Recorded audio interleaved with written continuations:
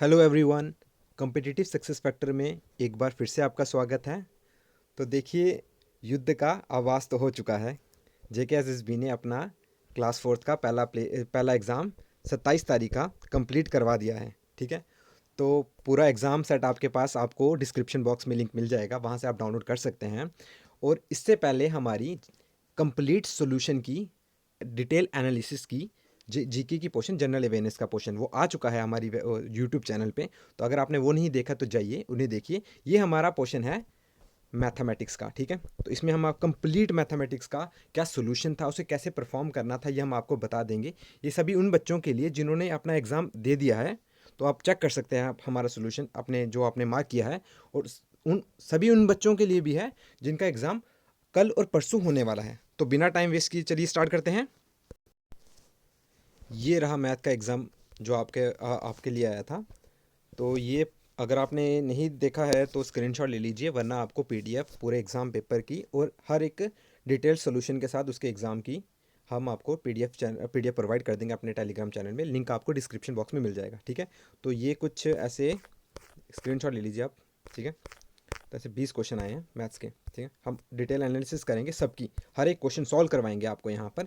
ये उनके लिए बहुत ही फ़ायदेमंद रहने वाला है जिनका एग्ज़ाम कल और परसों होने वाला है। और हम एक्सपेक्टेड कितना कितना बच्चों ने अटेम्प्ट करना चाहिए यहाँ पर, या कितना हो सकता है इसका मैथ का कट ऑफ आपका बनेगा। तो सेक्शन या ओवरऑल, बट हम ऐसे सेक्शन वाइज उठाएंगे ना, आपको हर एक वीडियो का सेक्शन वाइज बताते हैं। ठीक है, तो चलिए स्टार्ट करते हैं। पहले तो जो पहला क्वेश्चन है वो कह रहा है कि जो ये पी है ना, देखिए, P and Q together complete the work in 3 days।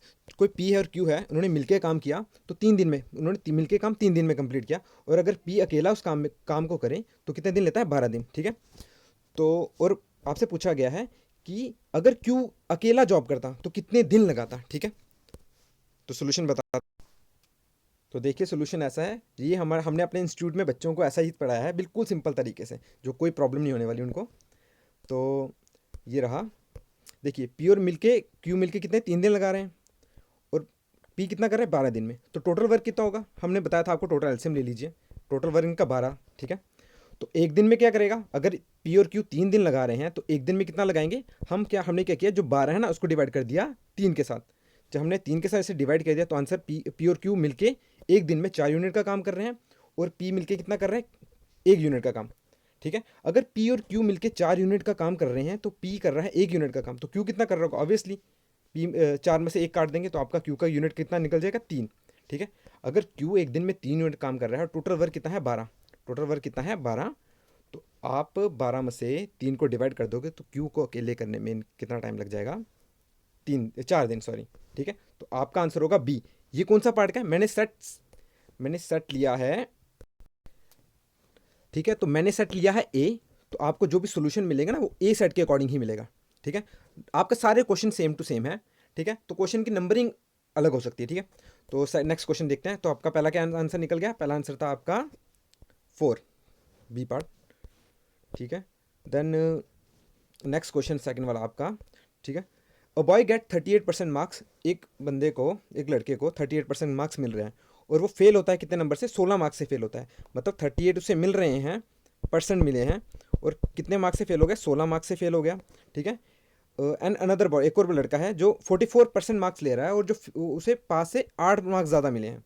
उसे पास से कितने ज़्यादा मिले हैं? मतलब पासिंग मार्क अगर हम बेस बना दें तो 38% plus 16 is equal to passing mark, और किसके बराबर होगा? 44% प्लस 8। ठीक है, ये इक्वेशन बनेगी। तो इसको अगर हम सॉल्व करें, ये कुछ ऐसा है। देखिए, 38% प्लस 16 नंबर उसको एक्स्ट्रा रह गए उसके मार्क्स पास होने से। तो अगला दूसरा लड़का था, उसे 44% मिले और 8 मार्क्स ज़्यादा मिले हैं उसको पासिंग होने में। तो मतलब 38% plus 16 number is equal to 44% minus 8 number. तो जब इसको सॉल्व करोगे, मतलब इसको सॉल्व करोगे, 38 को उससे लेके चले जाओगे, 8 को इससे लेके चले जाओगे, तो आपका बन जाएगा जो 6% है वो 24 मार्क्स के बराबर है। ठीक है, तो अगर 6% 24 मार्क्स के बराबर है तो 1% कितना हो जाएगा? 4 मार्क्स के बराबर। ठीक है, आपको क्या पूछा था कि आपको पूछा गया था कि उसे पास होने के लिए कितने परसेंट मार्क्स चाहिए। देखिए, कोई भी आप इन दोनों में से, इन दोनों पार्ट में से कोई भी पार्ट उठा लो। तो मैंने ये वाला पार्ट उठा दिया। उसने बोला है कि उसे 8 नंबर ज़्यादा मिले हैं, तो मतलब 44%, और 8 क्या होगा, अगर 1% 1% 4 के नंबर के बराबर है तो 8% 2 हो जाएगा, तो 4% माइनस 2% इज इक्वल टू 42%। तो उसको कितने मार्क्स मिल, पासिंग होने के कितने मार्क्स चाहिए, 42% चाहिए उसको पास होने के लिए। ठीक है, नेक्स्ट क्वेश्चन करते हैं हम। नेक्स्ट एवरेज वाला क्वेश्चन बिल्कुल ही सिंपल ये क्वेश्चन है। उसने बोला है कि 4 नंबर हैं, उनका एवरेज, 4 ऑड नंबर है, ठीक है, 4 ऑड नंबर हैं, उनका एवरेज कितना है 34। तो याद रखिए कि कॉन्जिक्यूटिव नंबर हो ना, ये सक्सेसिव ऑड नंबर है, मतलब एक के बाद एक जो ऑड नंबर है ना उसका, तो ये भी ऑड है, ये भी ऑड है, ये भी ऑड है, ये, तो इनका एवरेज क्या होता है, इनकी मिडिल टर्म, या तो 4 टर्म है, 4 की मिडिल टर्म क्या होगी, इसकी सेकंड और थर्ड के जो मिडिल टर्म है ना ये होगी। अगर ये 34 है तो ये कितनी हो जाएगी 33, तो ये 31, तो लोएस्ट टर्म कौन सी है 31। ठीक है, तो आपका आंसर है इसमें 31। हमारे स्टूडेंट ने देखो 31 करके आंसर आया, मतलब मैं बहुत खुश हूँ कि जो हमारे स्टूडेंट्स हैं ना उन्होंने अच्छा पेपर दिया है, सच में खुशी बहुत हो रही है एक टीचर को। चलो नेक्स्ट क्वेश्चन करते हैं। नेक्स्ट क्वेश्चन है आपके लिए, ए बी एंड सी है ना, वो 36, 54 और 72 डेज में कंप्लीट करते हैं किसी काम को। ठीक है, तो अगर ए 8 दिन पहले काम छोड़ के चला जाता है और बी 12 दिन पहले, ए ने कितने दिन पहले काम छोड़ा, याद रखना, ए ने छोड़ा है 8 दिन पहले काम, और बी ने कितने दिन पहले छोड़ा, 12 दिन पहले। तो उन्होंने पूछा है कि नंबर ऑफ डेज सी काम करेगा, मतलब कितने दिन सी काम करेगा। देखिए ये सोल्यूशन है, जो थर्ड वाले का सोल्यूशन ये है कुछ। ठीक है, थर्ड वाले का सोल्यूशन ये है, मैंने अभी अभी अब आपको करवाया ये। तो फोर्थ वाला कर लेते हैं। ठीक है, फोर्थ वाला है ऐसा कि जो ए है ना वो 36 दिन में काम कर रहा है, बी 54 में, सी 72 में। तो पूरा काम कितना होगा, इन तीनों का एल्सियम लेना। मैंने ऐसे ही बताया था आपको, इन तीनों का एल्सियम ले लेना। तीनों का एल्सियम कितना आया 216, 216 इनका एल्सियम आया है। तो 216 इनका एल्सियम, इससे इनका हर एक का पर डे का काम पता लग जाएगा। वो कैसे पता लगेगा, ये 216 को 36 से डिवाइड कर दो तो 6 आएगा, मतलब ए एक दिन में 6 यूनिट कर रहा है, बी एक दिन में 4 यूनिट कर रहा है, और सी एक दिन में 3 यूनिट कर रहा है। ठीक है, क्या किया हमने, ये कैसे निकाले हैं, 216 को डिवाइड किया 36 के साथ, ए का निकला 54 से किया तो बी का एक दिन का काम निकला, 216 को 72 से डिवाइड किया तो 3 का काम निकला। तो तीनों मिलके करें तो एक दिन में कितना यूनिट काम कर रहे हैं, 13 यूनिट। एक दिन में वो तीनों मिलके काम करें तो एक दिन में 13 यूनिट काम करें। ठीक है, अब समझिएगा ये बहुत इंपॉर्टेंट है। ठीक है, उसने बोला ए 8 दिन पहले काम खत्म होने से पहले छोड़ के चला गया, और बी 12 दिन पहले। बी 12 दिन पहले मतलब 8 दिन प्लस 4 दिन। ठीक है, तो कहने का ये मतलब है, जो पहले 8 दिन का देखते हैं, 8 दिन, जो 8 दिन ए और बी दोनों ने मिलकर छोड़ दिया। देखो ए ने तो 8 दिन पहले छोड़ दिया, ठीक है, तो बचा कौन था, ए और सी। मगर अगली लाइन में दिया था कि जो बी है ना उसने 12 दिन पहले छोड़ दिया था, तो मतलब उसने 8 दिन तो हो ही गया ना, ए से पहले ही छोड़ा है। तो जब 8 दिन, लास्ट के 8 दिन किसने काम किया था, सी ने काम किया था। ठीक है, लास्ट के 8 दिन किसने काम किया, सी ने काम किया। तो उसके बाद ऊपर बी 12 दिन पहले छोड़ के गया था। 8 दिन के बाद कितने दिन बचे, 4 दिन बचे ना। तो 8 दिन के बाद बचे हैं 4 दिन। तो 4 दिन किस, ये जो पिछले 4 दिन है वो किसने काम किया था, ए और सी ने मिलकर किया होगा। ठीक है, और जो जब बी छोड़ के गया ना, तो उस टाइम किस कौन कौन काम कर रहा था, उस टाइम ए बी और सी कर रहा था। और आपसे क्वेश्चन पूछा है कि सी ने टोटल कितने दिन काम किया। देखिए, तो पहला हमने देखा कि लास्ट के 8 दिन सी ने काम किया। सी का एक दिन का यूनिट था हमारा 3, सी का एक दिन का यूनिट है 3, तो लास्ट के 8 दिन सी ने काम किया। लास्ट के 8 दिन सी ने काम किया, और सी का एक दिन का यूनिट कितना है 3। ठीक है, सबका से मैं बताऊंगा, 3 इंटू 8 24, मतलब लास्ट के 8 दिन 24 वर्क हुआ है। तो उसके पिछले 4 दिन ए और सी ने मिलकर काम किया, तो दोनों का यूनिट के, ए का यूनिट कितना है 6 का, ए का सिंगल डे का यूनिट 6 का है, याद रखना ये। ठीक है, तो ए और सी को दोनों को मिला दिया जाए तो 4 और 3 कितने, 6 और 3 कितना होता है 9, 9 इंटू 4 दिन कहता है 36। 8 दिन में कितना काम किया 24 यूनिट का, और पिछले 4 दिन में कितना किया 36 यूनिट का। तो टोटल कितना काम कर दिया इन 12 दिनों में, टोटल इन 12 दिनों में कितना काम कर दिया, 36 प्लस 24 कितना 60। बट टोटल काम था कितना, टोटल काम था कितना, काम था 216 यूनिट। बट कितना हो, कितना गया जब तक तीनों मिलके काम करते थे, तो 60 यूनिट हो गए, 60 में से कितना, तो अब कितना बचा 156 यूनिट काम बच गया। तो जिसको कौन कर रहा है, जिसको ये ए बी और सी तीनों मिलके काम कर रहे हैं। ठीक है, तो ए बी सी तीनों मिलके कितने कर रहे हैं, एक दिन में कितना कर रहे हैं 13 यूनिट तीनों मिलके। तो बाकी कितने दिन लगाएंगे तीनों, जिस दिन मिलके काम किया उन्होंने, 156 डिवाइड बाई 13। तो आपका आंसर आ रहा है 12। आपका आंसर कितना आ रहा है 12, तो 12 दिन। ठीक है। तो 12 दिन तीनों ने मिलके काम किया, पर आपसे ये नहीं पूछा गया, आपसे ये नहीं पूछा गया है, आपसे पूछा गया है कि सी ने मिलकर कितना काम किया होगा। एक तो सी ने इन 12 दिन काम किया, इन 4 दिन काम किया और इन 8 दिन काम किया। 12 4 16, 16 8 24, तो सी ने टोटल 24 दिन काम किया। तो आपका आंसर कितना रहेगा? 24। आपका आंसर है 24। ठीक है। नेक्स्ट क्वेश्चन देखिए, फिफ्थ वाला। हाँ देखिए, ये ट्रिकी क्वेश्चन कह सकते हो जेकेएसएसबी ने थोड़ा सा डाला था। ठीक है, तो कैसे कह सकते हैं? उन्होंने दे दिया है कोई वॉल है, वॉल और रूफ है, ठीक है। उसकी डायमेंशन दे दिया है, लेंथ है 10 फीट, विड्थ है 8 फीट और हाइट है 10 फीट, ठीक है। उसने बोला है कि 1 स्क्वायर फीट करने में, एरिया 1 स्क्वायर फीट पेंट करने में उनको पैसे लगते हैं 5 रुपये। तो जितना एरिया निकला होगा ना उनका वॉल का और रूफ का, ठीक है, तो उसको कितने पैसे लगेंगे, ये उन्होंने देखिए। तो अगर आप ऐसे डालते हैं ना सरफेस एरिया क्यूबाइट, तो ये ट्वाइस लेंथ ब्रेथ है, ये हाइट, ये निकल जाएगा आपका आंसर कुछ ऐसा।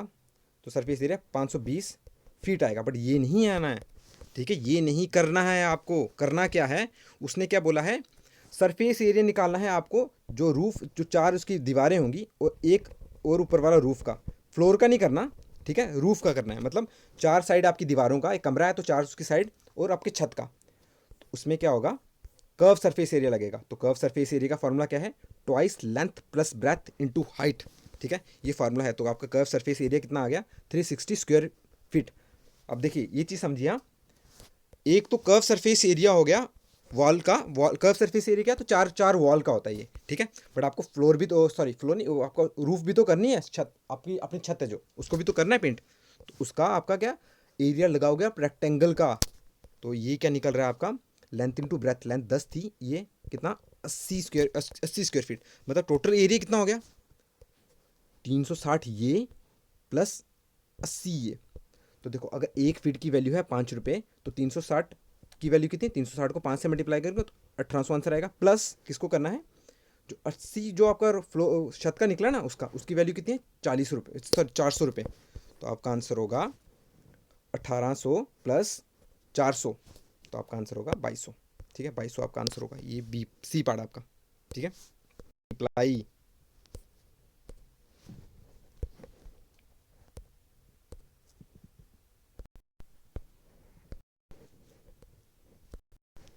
आपको ये रहा, आ गया। एक्स एक साइड रखो, बाकी सारी एक साइड रखो, क्रॉस मल्टीप्लाई करवा दो, तो आपका आंसर क्या आएगा 20,500, 20,500। तो सी ए साइड के अकॉर्डिंग वो आंसर है बी, ठीक है, 6 का आंसर है बी, 20,500। नेक्स्ट क्वेश्चन है, उसने सिंपल सा बोला है कि कौन सा नंबर ऐड किया जाए 7 और 13 में कि आ जाके रेशियो बन जाए 2/3। मतलब 7 में क्या ऐड करें और 13 में क्या ऐड करें कि रेशियो बन जाए 2/3। ये कब पॉसिबल है, जब आप करोगे 5 की एडिशन, ठीक है। जब आप इनकी 5 की एडिशन करोगे तो निकल जाएगा आपका 2/3 का रेशियो। 7 में 5 ऐड करोगे तो 12 बन जाएगा, 12 बन जाएगा, और 13 में 5 ऐड करोगे तो 18 बन जाएगा। 6 2 का 6 3 का 2/3, ठीक है। ये मैंने सोल्यूशन करवा दिया है पीडीएफ में, आप देख लेना, ठीक है। तो हाँ, ये देखिए, देखिए क्वेश्चन क्या है, a cuboid whose length is equal to width, length width के बराबर है, ठीक है, और उसकी वॉल्यूम दी है कितनी 24 फीट क्यूबिक फीट, ठीक है। If the height of the cuboid, height दी है 1.5, तो मतलब length into breadth into height का फार्मूला लगा दो, तो उसको 24 के साथ इक्वेट कर दो, और लेंथ किसके बराबर है विड्थ के, तो मतलब ब्रेथ को भी आप एल ही लीजिए, तो L square into 1.5 is equal to 24, ये निकलेगा आप।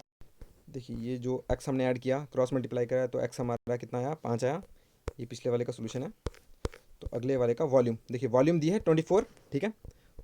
क्यूबॉइड का वॉल्यूम का फॉर्मूला क्या है, length into breadth into height, ये 24 के बराबर है, लेंथ ब्रेथ के बराबर है, हाइट कितनी है 1.5 फीट। तो ये वैल्यू जब हमने पुट की और ब्रेथ की जगह हमने एल ही रखेंगे, ठीक है। तो L square is equal to 1.5, इसको हटाएंगे तो एल स्क्वायर की वैल्यू कितनी बचेगी 16। 16 किसका स्क्वायर है, स्क्वायर रूट है 4 का, ठीक है, तो आपका आंसर आएगा 4, ठीक है।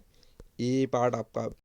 देखिए 9th क्वेश्चन पूछा है आपसे, इफ़ ए स्टूडेंट हैड 5 और उसके पास 5 घंटे हैं किसी लड़के के पास, स्टूडेंट के पास काम करने के लिए, और उसने अपना काम कर दिया, पूरा नहीं, कुछ काम कर दिया 3.5 घंटे में, ठीक है, 3.5 घंटे में उसने कुछ काम कर दिया अपना, और पूछा उस उन आपसे पूछा है कि कितना काम अभी भी बाकी, कितने पार्ट ऑफ द वर्क बाकी है। 3/5 ऑफ 5, टोटल 5 है, 5 वर्क कितना है 5, किया कितना है 3/5, तो ये आ जाएगा आपका 7/10। इतना पार्ट उसने कर दिया, तो बाकी कितना है 1 - 7/10, तो आपका आंसर हो जाएगा 3/10, 3/10 सी पार्ट, ठीक है, तो आपका आंसर है सी पार्ट। सोल्यूशन आपको मैंने करवाई है पीडीएफ, मैंने उसमें बताया है जो बेसिकली जो ये बताने वाला है सिंपल सा, जो देख के ही सॉल्व हो रहे हैं मैं आपको यहाँ बता रहा हूँ, बाकी जो करवाने वाला है वो मैं करवा दूंगा, ठीक है। देखिए ये बहुत ही अच्छा क्वेश्चन, बहुत ही मज़ेदार। ये क्या है कि कुछ क्लास है, उसके कितने स्टूडेंट है 125, ठीक है, जिसमें से 70 ने मैथ्स पास कर दिए, मतलब 2 सब्जेक्ट की बात चल रही है यहाँ पर, सुनिए समझ लीजिए, ठीक है।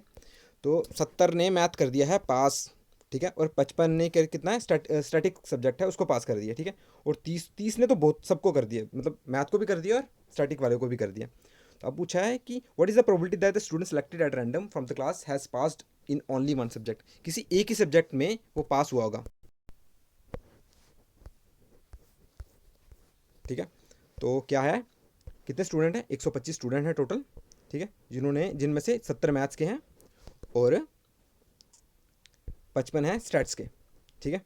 तो अगर और 30 है दोनों, जो मैथ्स और स्टैट्स दोनों पास पास किए इन्होंने, तो अगर 30 स्टैटिस्टिक्स हैं और मैथ के 70 हैं, तो सिर्फ मैथ किसने किसने पास किया होगा।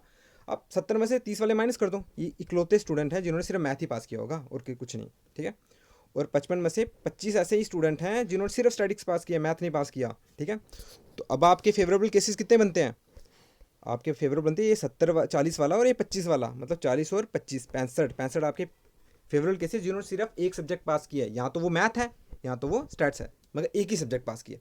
वो फेवरेबल केसेस कितने हैं 15, सॉरी 65, और टोटल नंबर ऑफ केसेस कितने थे 125, क्योंकि टोटल 125 स्टूडेंट थे ना, तो आपकी प्रोबेबिलिटी कितनी है 65 डिवाइड बाई 125 इक्वल टू 13/25। तो आपका ऑप्शन क्या है ए पार्ट आपका ऑप्शन होगा। देखिए नेक्स्ट क्वेश्चन, देखिए कोई एक बुजुर्ग आदमी है, ठीक है, वो नंबर मिला रहा है, ठीक है, फ़ोन में कितने 10 नंबर होते हैं, आपको इतना पता होना चाहिए, ठीक है, 10 नंबर है जो भी, समझ लीजिए कि 10 डॉट हैं, ठीक है। तो उसमें उसके लास्ट के 3 डिजिट भूल गया वो, ठीक है, लास्ट के वो 3 डिजिट भूल गया, तो इतना पता है उसको कि जो लास्ट के 3 डिजिट थे ना वो सारे के सारे अलग नंबर हैं। तो आप बताओ क्या प्रोबेबिलिटी बनती है कि उसने करेक्ट आंसर दिया होगा, करेक्ट डायल किया होगा। प्रोबेबिलिटी के केस में बस आपको एक ही चीज़ याद रखनी है, जब भी प्रोबेबिलिटी आ जाए तो याद रखना number of favourable cases upon the total number of cases, ठीक है। तो नंबर ऑफ फेवरेबल केसेस क्या है, 3 डिजिट की बात करें, 3 नंबर, एक लास्ट के 3 डिजिट, तो 3 डिजिट डायल करने, ठीक है। तो अब इतना बोल दिया उसने कि सबके सब अलग हैं, ठीक है, तो एक केस तो एक ही बनेगा, कुछ पर्टिकुलर नंबर ही होंगे वो, ठीक है, क्योंकि सबके सब अलग है, अगर सेम होते तो केस कुछ सिनारियो कुछ और होता, ठीक है, मगर सबके सब अलग हैं, तो फेवरेबल केसेस कितने बन गए एक, ठीक है। अब उसने बोला है लास्ट के 3 डिजिट कुछ भी हो सकते हैं ना, मतलब ये तो फिक्स है, पहले स्टार्टिंग वाले तो फिक्स है। टोटल नंबर ऑफ केसेस कितने हैं हमारे पास, नंबर कितने हैं 0 से 9 के बीच में कितने नंबर आते हैं, टोटल 10 नंबर आते हैं, टोटल कितने आते हैं 10 नंबर आते हैं। तो नंबर सारे के सारे डिफरेंट है, तो फेवरेबल केसेस कितने, तो पहले वाला 0 से लेकर 9 कुछ 10 नंबर ऐड हो सकते थे यहाँ पर, उसको मल्टीप्लाई करनी है। अगर एक नंबर हमने थर्ड लास्ट में डाल दिया तो सेकंड लास्ट में क्या है 9 बचे नंबर, ठीक है। वैसे ये लास्ट नंबर में 8 बचे क्योंकि पहले वाले 2 यूज़ हो गए, तो इसको मल्टीप्लाई करवा दोगे तो आपका आ जाएगा 720, 720 आ जाएगा। तो प्रोबेबिलिटी होगी कितनी होगी, फेवरेबल केसेस अपॉन टोटल, तो एक फेवरेबल थी और टोटल 720 बन रही है, तो आपका ऑप्शन क्या होगा 1/720, ठीक है। तो देखिए मैं अपना सोल्यूशन दे दूंगा आपको, हमारी पीडीएफ हमारी आप टेलीग्राम चैनल में आपको हमारा सोल्यूशन मिल जाएगा। इसका एनोडियर कैनॉट डिटरमाइन आ रहा था, ठीक है। तो याद रखिए जितने वेरिएबल हों उतनी ही इक्वेशन चाहिए हमें, जितने वेरिएबल हो उतनी इक्वेशन हमें चाहिए होती है किसी इक्वेशन को सॉल्व करने में, ठीक है। यहाँ 2 वेरिएबल बन रहे थे 2, तो और हमारे पास सिर्फ एक ही इक्वेशन थी, ठीक है। तो ये 14th वाला, हाँ ठीक है 14th वाला देखते हैं। उसने क्या बोला कि कोई प्राइस है आर्टिकल का वो 49% इंक्रीज़ कर दिया, ठीक है। प्राइस, आर्टिकल का प्राइस कितना हो गया, 49% इंक्रीज़। अगर पहले 100 होता था अब कितना हो गया 149, अगर पहले 100 होता था, ठीक है, क्योंकि 49% इंक्रीज़ हो गया। बट उसकी सेल डिक्रीज़ होगी 21%। उसकी सेल कितनी डिक्रीज़ होगी, 21% डिक्रीज़ हुई है। तो कलेक्शन में क्या इफेक्ट पड़ेगा, ठीक है, ये पूछा। देखिए पहले 100 रुपये की कुछ 10,000 रुपये की 100 चीज़ें मिलती थी। सपोज़ कि हमने खुद से सपोज, तो एक चीज़ कितनी मिलेगी, 10,000 डिवाइड 100 करेंगे तो एक चीज़ 100 रुपये की मिलेगी, ठीक है। अब उसने बोला जो एक चीज़ मिलती है, एक आर्टिकल की प्राइस है 100 रुपये, पहले तो होती थी, अब कितना 49% इंक्रीज़ हुआ है, तो अब कितनी प्राइस हो जाएगी 149, ठीक है। अगर 149 अभी प्राइस के आर्टिकल की कॉस्ट होगी तो सेल कितनी 21% डिक्रीज़ होगी, तो अभी सेल कितनी होगी 79%, 79। पहले 100 आर्टिकल बिकते थे तो अब 21 का डिक्रीज़ हुआ है, तो अब कितने बिकेंगे, 100 में से 21 काटेंगे तो 79 आर्टिकल बिकेंगे। तो उसने परसेंट क्या इफेक्ट पड़ेगा, पहले 100 बिकते थे अब 79 बिक रहे हैं, तो ऑब्वियसली डिक्रीज़ हो रहा है ना, तो आपका एक तो ऑप्शन आ जाएगा डिक्रीज़। तो ठीक है, आपके दो तो एलिमिनेट हो गए, वहाँ से 4 ऑप्शन में से 2 एलिमिनेट हो गए सपोज, ठीक है। तो 2 आप सपोज एलिमिनेट हो गए, तो अब कितना है, पहले 100 बिकते थे अब 79 बिक रहे हैं, तो निकालना क्या है, कितने में से बिक रहे हैं, पहले 100 में से बिक रहे हैं, तो 100 की परसेंट निकालनी है। अगर परसेंट निकालनी है तो मल्टीप्लाई हमें किसका करवाना है, 100 का, ये मैंने बताया था 100 का मल्टीप्लिकेशन करवाना है, ठीक है। तो आपका आंसर क्या आएगा, 21% डिक्रीज़ हुआ है, ठीक है।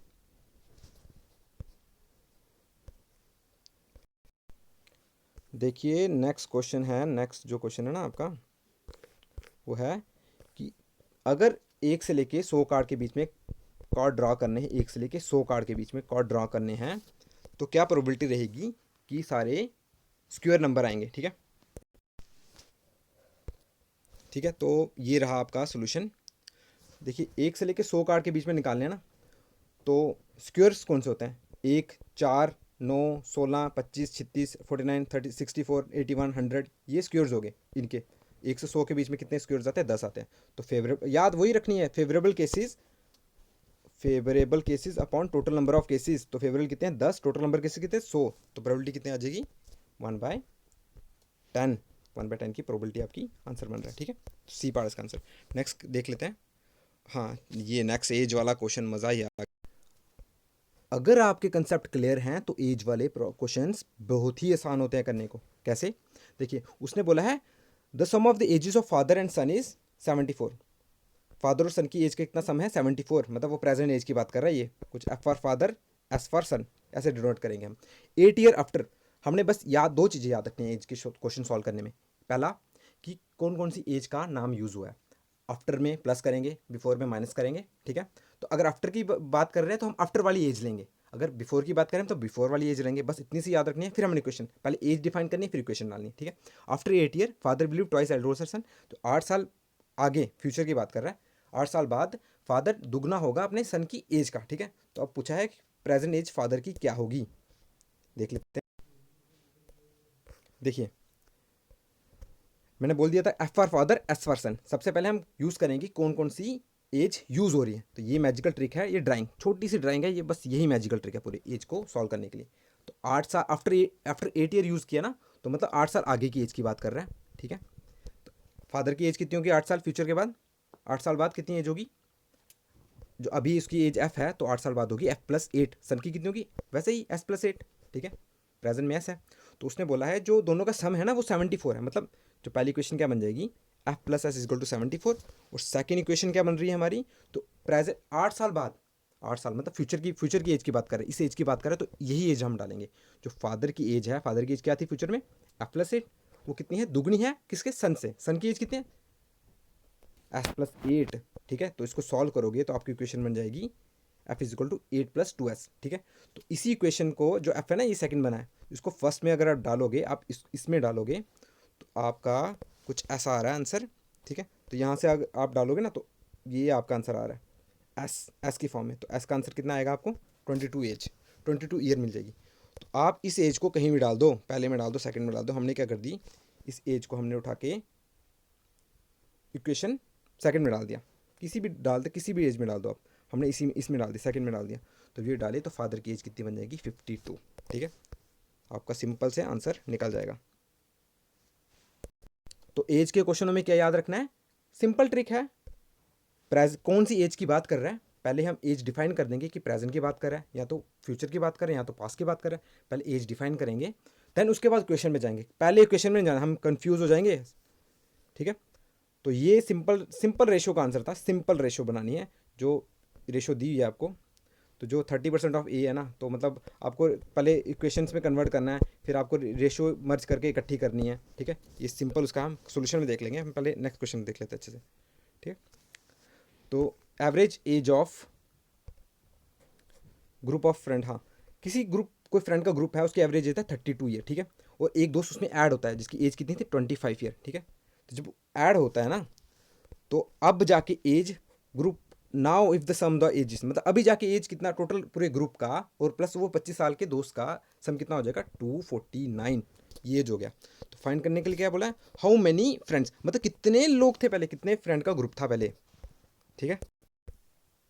देखिए एवरेज का जैसे प्रोबेबिलिटी में favourable cases upon number of cases, अब इसी में एवरेज में एक ही कंसेप्ट लगेगा, sum of data upon number of data. Suppose x friend थे स्टार्टिंग में, ठीक है। तो एक्स फ्रेंड की एज का एवरेज कितना था 32 ईयर, तो उनका सम कितना हो जाएगा, तो 32 यहाँ आ गया, ठीक है। तो एक्स फ्रेंड थे, फ्रेंड तो एक्स थे, इसकी वैल्यू कितनी एक्स है, तो सम इनकी क्या हो जाएगा 32 इंटू एक्स, ये 32 इंटू एक्स बन जाएगा इनका सम, ठीक है। एज का सम कितना बन गया 32 इंटू एक्स, ठीक है। अब एक दोस्त ऐड हुआ है जिसकी एज कितनी थी 25 साल, ठीक है। तो अब जाके टोटल सम कितना हो जाएगा 32 ईयर जो उनकी फ्रेंड की एज प्लस 25 साल, कितने किसके बराबर है 249। तो यहाँ से एक्स की वैल्यू निकल जाएगी हमारी, जो एक्स की वैल्यू क्या निकली है हमारी 7। मतलब एक्स स्टार्टिंग में एक्स कितने थे, दोस्त एक्स कौन थे, दोस्त स्टार्टिंग में दोस्त कितने थे 7 थे, बट एक फ्रेंड और ऐड हुआ ना 25 साल वाला, तो अब जाके कितना हो गए 8 हो गए टोटल फ्रेंड, ठीक है। 8 दोस्तों का ग्रुप था, ठीक है। तो इससे पहले वाला जो क्वेश्चन था रेशो वाला, 30% of A is equal to 0.25% of 0.25 of B, ठीक है। जब इसको सॉल्व करोगे तो ए बाई बी की वैल्यू कितनी हो जाएगी 5/6। कैसे करनी है, ए को एक साइड कर देना, बी को ए के नीचे बी कर दोगे और बाकी सारे नंबर एक साइड कर दोगे, तो आपका आंसर कुछ ऐसा बनेगा 5/6 बनेगा। वैसे ही आप 0.25% of 0.25 of B is equal to 1/5 of C करोगे, तो बी बाई सी कितना आ जाएगा 4/5, ठीक है। तो जब ए इनकी रेशियो मर्ज करोगे ना, मतलब बी ए बी को उठा के बी के ऊपर रखोगे, तो ये कब पॉसिबल है, जब ये वैल्यू बी की ये वैल्यू बी सेम रहेगी। तो ये कब आ सकती है आपकी सेम वैल्यू, जब ऊपर वाली रेशो में आप 4 का मल्टीप्लाई करवाओगे और नीचे वाले रेशो में 6 का मल्टीप्लाई करोगे। देखिए ये मैंने करवाया था, बहुत ही सिंपल क्वेश्चन है। तो अगर आप इसको सॉल्व करोगे तो आपके कंबाइंड रेशो कितने बनेंगे 20/24/30, इसको 2 से डिवाइड करोगे तो आएगी कंबाइंड रेशो कितनी 10/12/15, ठीक है। ये आपका फाइनल आंसर होगा, जो पहला आपका I think part A answer बन रहा है, ठीक है। नेक्स्ट क्वेश्चन करते हैं, सिंपल है ये भी। मैंने क्या बता दिया स्टार्टिंग में, क्या बताया था कि पहले पता करना है कि कौन कौन सी एज यूज़ हुई है, उसके बाद इक्वेशन बनानी है, ठीक है। B for Bharti, M for mother, ठीक है, ऐसे यूज़ करना है। अब एज कौन सी 5 ईयर को, मतलब 5 साल पहले पास की बात कर रहा है, तो ये 5 माइनस होगा, 5 माइनस होगा, तो भारती की एज कितनी हो जाएगी B-5, ठीक है। और मदर की एज हो जाएगी M-5, ठीक है, ये हो जाएगी। तो अब आफ्टर 6 ईयर, मतलब 6 साल आगे की बात कर रहे हैं, ठीक है। तो मतलब जो भारती की बी थी वो एज कितनी हो जाएगी B+6, भारती की एज हो जाएगी B+6। देखिए तो B for Bharti, M for mother, B for Bharti, M for mother, ठीक है।